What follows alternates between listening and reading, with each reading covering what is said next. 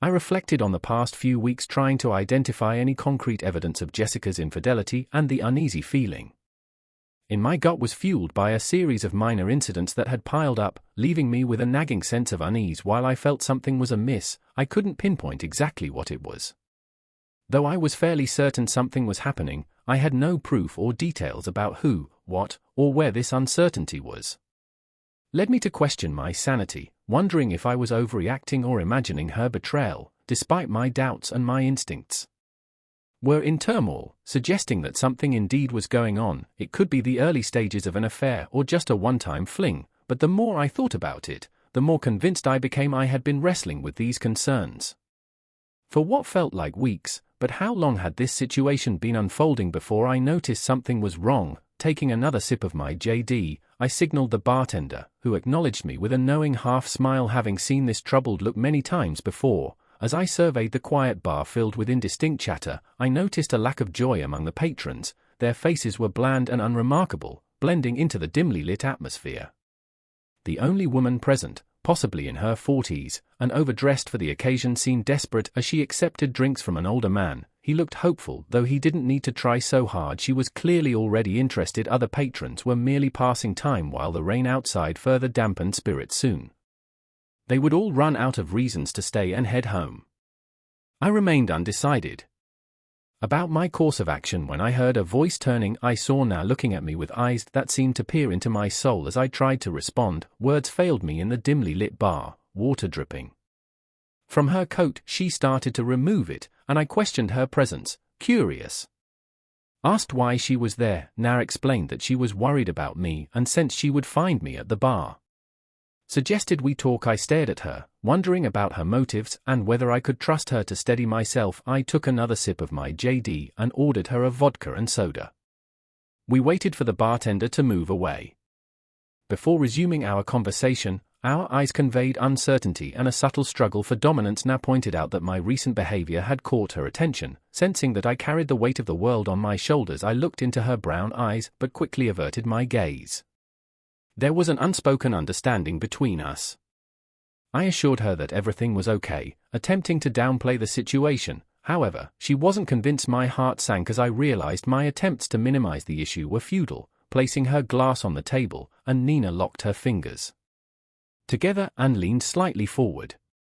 She told me she knew what was going on, confused. I feigned ignorance, but Nina insisted we move to a booth for privacy. Reluctantly, I agreed and asked her what she thought she knew, trying to deflect the conversation. Nana saw through my bluff, asserting that I couldn't lie to after our long history. She encouraged me to talk, insisting that I needed someone to confide in. I'd known since she was 17, she had always been a constant presence and even harbored a crush on me when I initially dated her sister Jessica, who was 3 years older despite their differences, and I always got along, occasionally leading to sibling clashes with Jessica. Over the years, Jessica and I married and settled into what I perceived as an ideal future, both working decent jobs. We earned enough for a comfortable life. My sister-in-law had enjoyed her late teens and early 20s, and at 25 sought a more mature phase in life. She had grown into someone any guy would be fortunate to be close to. Jessica and I had been married for 5 years, with our anniversary due in another month. I was beginning to wonder if we would even make it that far. Nana, an attractive woman and a friend besides being my sister-in-law, looked at me with her eyes filling with concern. Struggling to articulate my emotions, I felt my heart break as she spoke. She mentioned that if I wouldn't say it, she believe Jessica was cheating on me. Despite the shock of her words, stubbornly tried to process what I knew and its implications. I resisted hearing more, convincing myself that if I didn't acknowledge it, it couldn't be happening, sparing me from the pain of confronting the truth. Nana noticed my glassy-eyed expression and questioned whether it was shock or denial. She expressed her love for me and urged me to wake up, suggesting that it might be a misunderstanding. In response, I tried to deflect her and continued deceiving myself. My eyes flashed with rage, drawing the bartender's attention. Assured the bartender that everything was fine and now apologized, expressing her frustration with me and emphasizing her concern for my well-being. She urged me to wise up and face the reality of the situation, emphasizing that we needed to take action. I agreed to start, and Nana shared her suspicions. She recounted an incident from a few weeks ago when she was with Jessica, and Jessica received a call on her mobile and found it peculiar. That Jessica left the room to take the call. Considering they were sisters, I nodded, feeling a sense of dread. Continuing her story, Nana revealed that she checked Jessica's phone and discovered there was no lock code. The call was from a guy saved as Michael. Na didn't know any Michael or Mike, but decided to monitor for any recurrence. I asked about the identity of this Michael or Mike guy, seeking clarification. After about a week, Na discovered the identity of the guy Jessica had been messaging. He was someone she knew from years ago before our relationship began. Apparently they reconnected through social media or chat sites, and their messaging had been going on for a few weeks. I admitted that I had no knowledge of these interactions. Actions, only sensing that there were small things keeping us apart. Acknowledged this, but explained that it was all part of what they were doing, nothing overt, but it seemed like things were falling into place for them. I asked if it could just be a couple of old friends reminiscing through messages, but Na hinted that things had taken a different turn. Surprised, I inquired if I had missed any suspicious signs. Mentioned that it seemed like circumstances were conspiring to keep us apart, leaving no room for any fun. Stared at me incredulously, her disbelief evident. She urged me to pull my head out of the metaphorical sand, emphasizing her care for me. In response, I questioned the extent of the situation, trying to grasp how far it had gone. Narc eyes flickered, providing an unspoken confirmation that ignited a simmering anger within me. I quickly fired off questions about when, how and where these encounters had taken place. Now revealed that Jessica had met the other guy at least 3 times over the past 2 weeks. Initially unsure, now became certain 2 days ago when she had lunch with a friend who worked with Jessica. Some information slipped out during their conversation, revealing that Jessica had met the guy twice for lunch and once for dinner the previous week. She asked if this matched what I had noticed or suspected. As I processed Nina's words, I recalled a couple of times recently when I had called Jessica's office to arrange a lunchtime meet only to find she wasn't there or had just gone out. Was that when she met him? Then there was that seminar last week. It was a last-minute thing scheduled for after work, and she got home late that night. After midnight, she had claimed it dragged on and that the team had gone for a drink in the hotel bar to unwind. Before leaving, there was no lovemaking that night, and she headed straight for the shower before bed. My mind raced as I scrambled to absorb these painful facts. Nana cautioned me not to do anything reckless that could lead to legal trouble. I could sense a change in her expression as I made my decision. I declared that I wouldn't tolerate the situation any longer and vowed to put an end to it. I affirmed that I would not accept a cheating partner and was determined to make them both pay for their actions. Now advised against impulsive actions without a plan. Her words strangely helped me calm down, confirming that my suspicions were indeed true. Seeking more information, I asked if she knew where Jessica might be at that moment, and she believed Jessica was currently with the other guy, explaining that this was why she sought me out. Rage resurfaced, prompting me to pound the table. People in the bar turned to look as I signaled the bartender. I asked Nair if she knew the exact location. Didn't, but planned to speak with Jessica the next day to gather more information. She mentioned that the other guy was married with a couple of kids, though she wasn't sure about his residence. Nair assured me she would try to find out more to assist in this situation. I expressed my gratitude, reaching for her hand and holding it tightly as I wiped away a tear from her cheek. I thanked her for her support, acknowledging how difficult the situation was for her. Looking worried, asked about my plans. I assured her I couldn't act on my impulses just yet, but intended to put an end to the situation definitively. I promised there would be consequences without remorse for both of. In the meantime, I planned to secure what was rightfully mine and gather evidence for my next course of action. As I finished my JD, I signaled the bartender, slipping him a note and telling him to keep the change.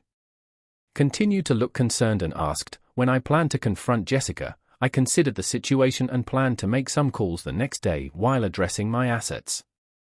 I emphasized my determination not to give her a single penny. I pointed out the difficulty of being around Jessica, and I acknowledged that it had been challenging for the past few weeks. If she hadn't noticed any change by now, she likely wouldn't in the future. Na stood up, expressing her need to leave. I offered to talk again tomorrow, and she agreed, promising to find out more for me. As she put on her, I stood to help her feel her proximity.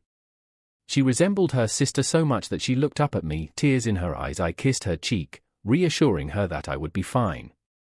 She smiled and left. Disappearing into the dark and wet evening, sitting back down, I took a deep breath, contemplating my next steps. It was clear in my mind they would pay, and my retaliation would be swift. Relentless and unforgiving. I don't recall much after that, but somehow I woke up in my own bed. Mouth feeling like the bottom of a parrot's cage. My head was still swimming as I raised it off the bed, rolling over. I noticed I was alone with no sign of Jessica. My senses slowly awakened as I heard noises from downstairs, sliding my feet over the side of the bed. I tried to stand. Waking up the next morning, I couldn't help but wonder about the events of the previous night. As I staggered to the bathroom, attempting to shake off the grogginess, I tried to rouse myself. Entering the kitchen, I found Jessica there. She inquired about the state I was in, and in response, I vaguely mentioned having a drink with an old friend and getting carried away. Sitting down, I poured some orange juice, drank it, and poured another. When she probed further, asking about the friend's identity, my mind started to work. I mentioned a guy named Mike, explaining that I knew him from way back and that he was in town for a couple of days on business. At the mention of Mike, I noticed a flicker of something on her face as she turned. I elaborated, recalling our college days and football years together. Jessica seemed puzzled, unable to remember Mike, but she brushed it was the first warning sign. Seated across from me at the table, she was uncharacteristically detached. As I mowed over my conversation with Nay from the previous night, I decided to casually inquire about Jessica's activities. Feigning interest, I looked directly into her eyes as she lied, saying she had finished work and then had a light meal and a drink with colleagues. She claimed to be home by 9:30, worried about a late meeting, but I knew better. I was home until 10 p.m. before heading to the bar. This was the second glaring warning sign.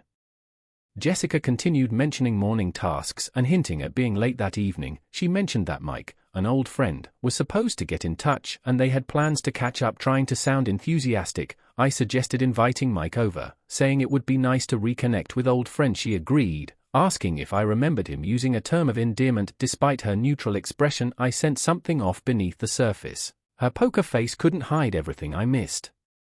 Idea of inviting Mike, assuring her I could manage on my own. I decided to get ready for the day, gulping down orange juice and painkillers before leaving the house. 30 minutes later, I left while Jessica continued preparing for her day. As I dressed, my determination grew. This deceit couldn't go on much longer. The thought of Jessica with Mike infuriated me, and I vowed to revenge. My hatred for him grew stronger with each passing moment. The workday was chaotic, filled with calls and issues demanding my attention. My secretary managed some calls, but I couldn't avoid important meetings. The tension within me built up, driven by my growing desire for retribution. By mid-morning, the initial rush subsided, giving me some free time to deal with personal matters. I closed my office door and checked my finances. Within 15 minutes, I had tightened control and moved cash out of Jessica's reach. I also scheduled a meeting with solicitor to discuss a potential divorce. This would give me a few days to gather more information, though I doubted it would matter much. Jessica had her own accounts, so the joint account was my main concern, but I quickly secured that. My personal account was safe, and most of my funds were out of reach with no children. A split would be straightforward if it came to that. I resolved that the only way to move past this was if Jessica confessed and sought forgiveness. Any hesitation, and we were done. That realization said, MDN me. I sat a day silently at my desk, reflecting on the events and actions taken so far. I needed more information on Mike and solid evidence, or perhaps just knowing the truth would be enough to expose them. Both. A call from Na interrupted my thoughts. I explained I was preoccupied with various plans, but had taken some actions.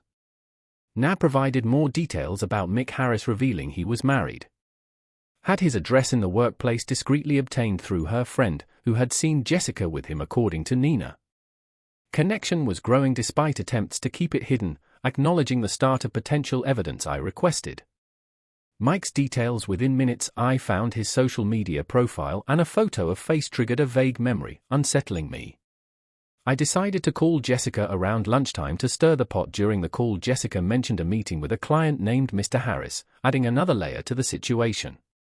I suppressed my emotions, keeping the conversation casual, though her mention of Mr. Harris felt like a taunt. Strike 3, I thought, determined to take swift and merciless action. Ending the call, I masked my anger, promising to see her later and enduring her declaration of love with a clenched jaw. My anger boiled over as I sat there, teeth clenched, contemplating the unsettling revelation. My secretary appeared, offering to grab lunch from the deli down the street, considering for a moment I instructed her to surprise me with something hearty and rich in red meat, something to sink my teeth into. She gave me a puzzled look but nodded, closing the door behind her.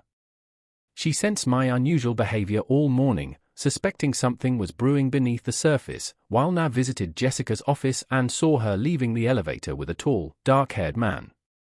Mick Harris, the man identified from his photo. Na confronted Jessica, who seemed uneasy. Feigning innocence, Na asked Mike how long he had known Jessica. Catching him off guard, Jessica hurriedly pulled him away, citing a meeting as they left.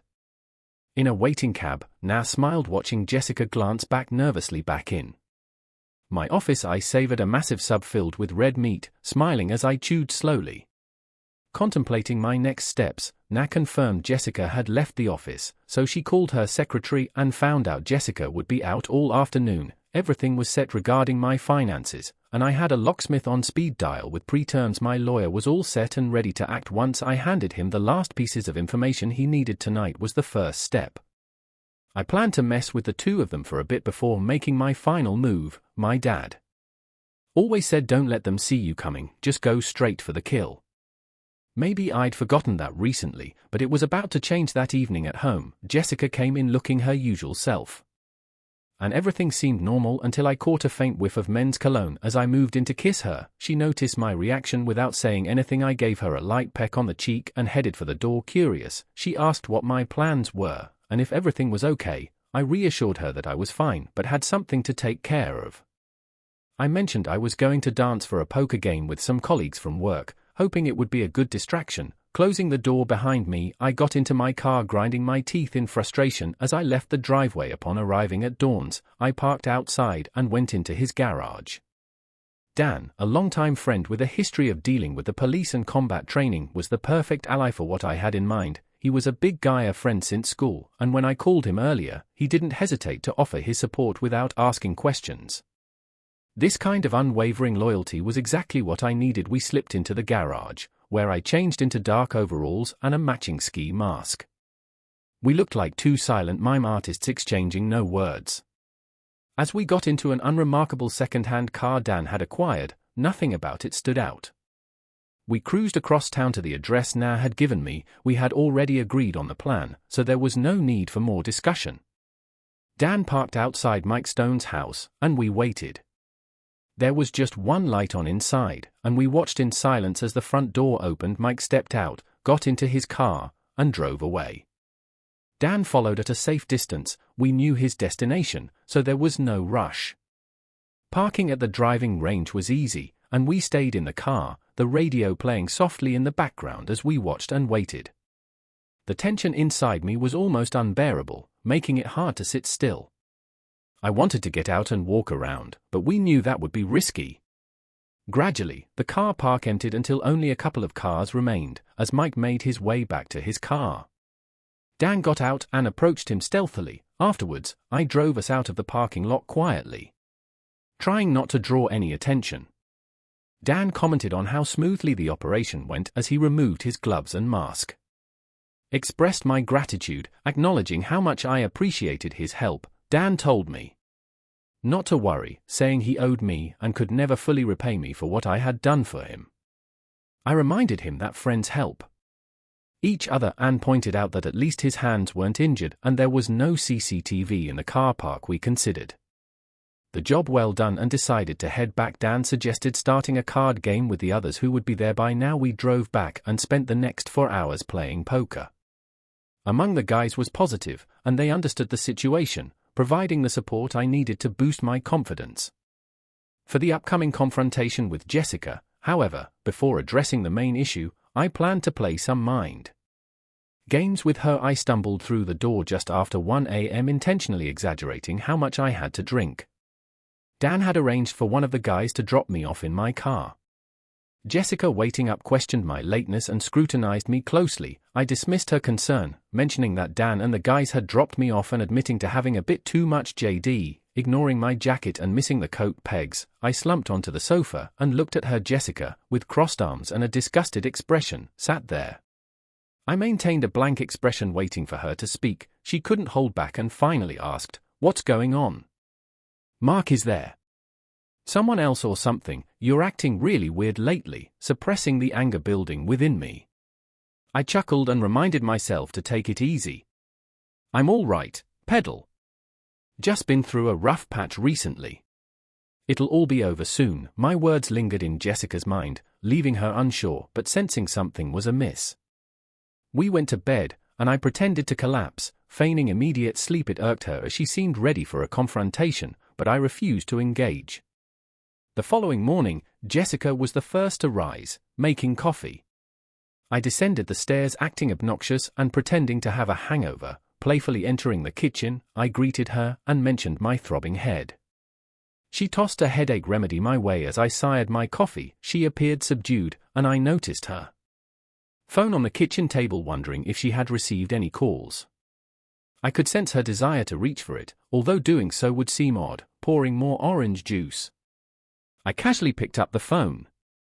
A look of panic flashed across her face as I intercepted a message. I briefly glanced at it before sliding the phone back to her, stating that it needed charging to avoid a flat battery and any missed messages. Leaving the kitchen, went to get dressed. Leaving Jessica looked after me with a sense that something was amiss. She wondered if I knew, dismissing the thought as she believed she had been careful. Their involvement had only been going on for a few weeks, lunches, dinner 3 times, and the hotel stays 3 times. Considered it nothing more than fun, confident that Mark would never find out, especially since he wasn't going without. The revelation led her to contemplate her recent intimacy with her husband, unable to recall the last time. She pondered if her neglect might have contributed to Mark's suspicions. Rushing down the stairs, I quickly slipped out the door, dodging Jessica's attempt for a more intimate goodbye. With a quick wave and a forced smile, I drove off to work. Around 11 a.m., I sent Jessica a text just for the fun of it, saying I was sorry for being distant and that I had a lot on my mind, but promising her everything would be sorted out soon. I sat back, anticipating her response later. Nina dropped by my office looking concerned.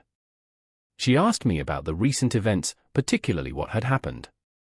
Prodded her for details about her earlier statement that morning someone at the golf club had discovered Mike Stone in the trunk of his car, badly beaten. Jessica had confided in NA, leaving her shaken. Na directly asked if I was involved. I dismissed it, saying I didn't care much and denying any involvement. I mentioned that Jessica had told me about Mike's condition through a meeting his company had arranged. They called to say he was hospitalized and his wife confirmed it. Now accepted my explanation, but hinted that next time it might not be so easy for them. When she asked about my cryptic remark, I simply said accidents happen in the strangest places.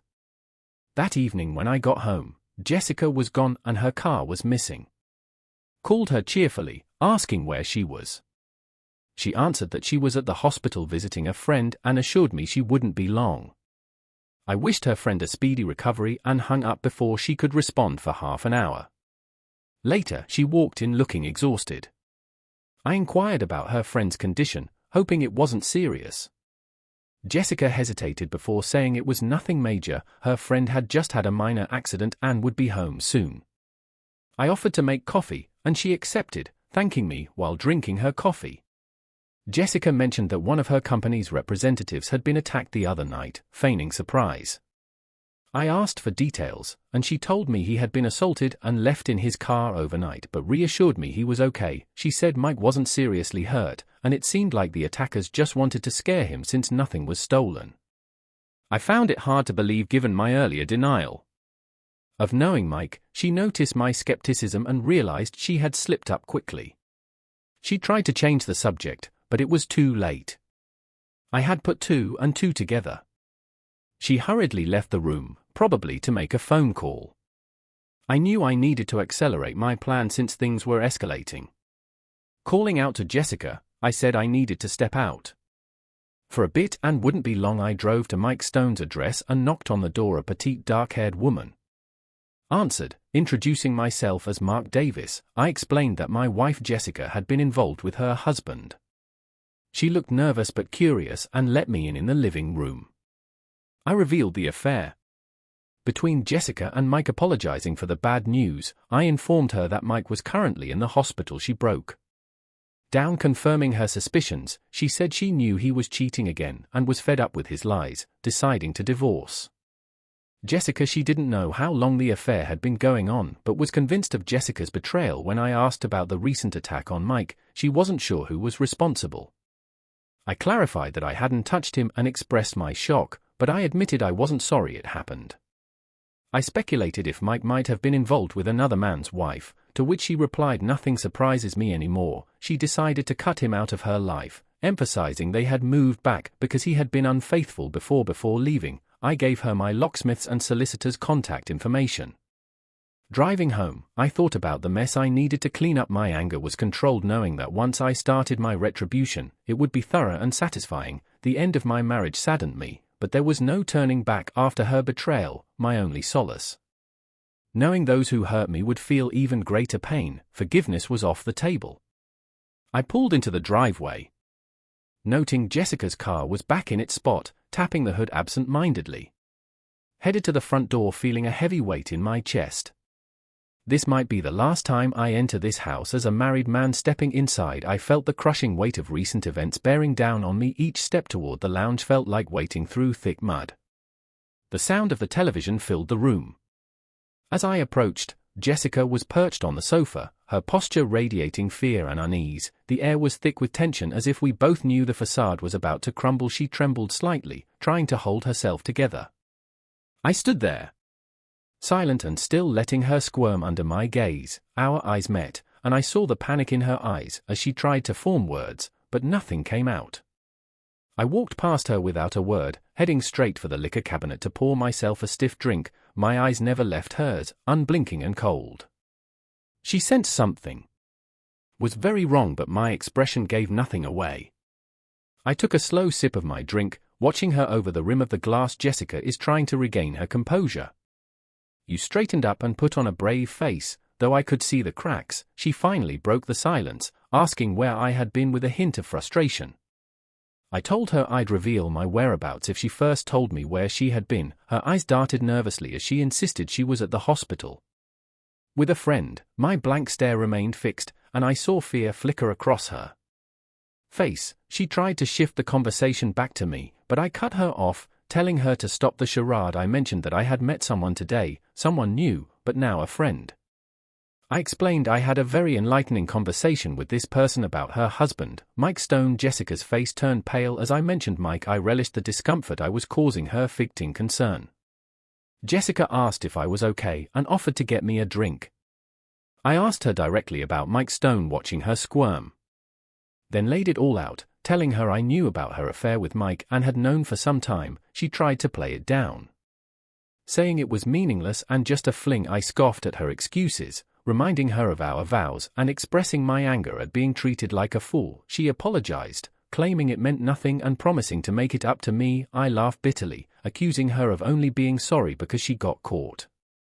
Questioned whether she would have ever stopped if I hadn't found out. I told her her lies had become second nature and she was no longer the woman I had fallen in love with.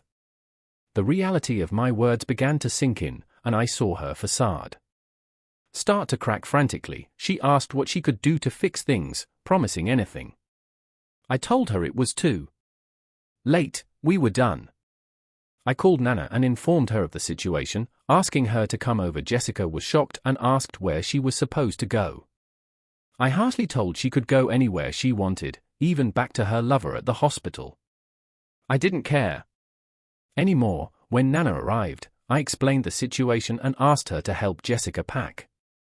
Despite my anger, I still cared enough to make sure Jessica left safely. Nana quickly gathered Jessica's belongings into a couple of suitcases. Within minutes Jessica was out of my home, but getting her out of my life permanently was going to be the real challenge. Watching her things burn in the backyard fire pit, I knew there was no turning back. I would not let her back into my life or my home ever again.